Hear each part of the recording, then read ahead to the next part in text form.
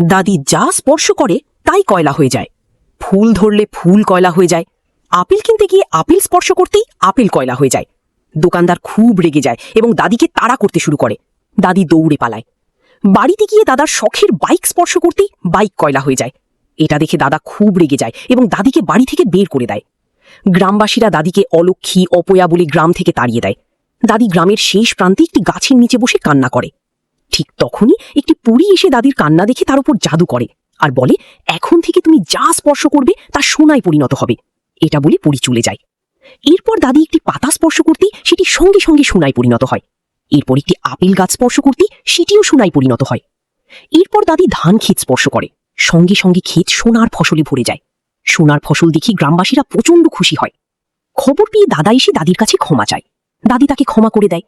এরপর বাড়িতে গিয়ে সেই কয়লা হয়ে যাওয়া বাইক স্পর্শ করতে সঙ্গে সঙ্গে বাইক সোনায় পরিণত হয়। সবাই খুশি হয়, কিন্তু দাদি কান্না করে, কারণ কেউ তাকে লাইক বা সাবস্ক্রাইব করেনি।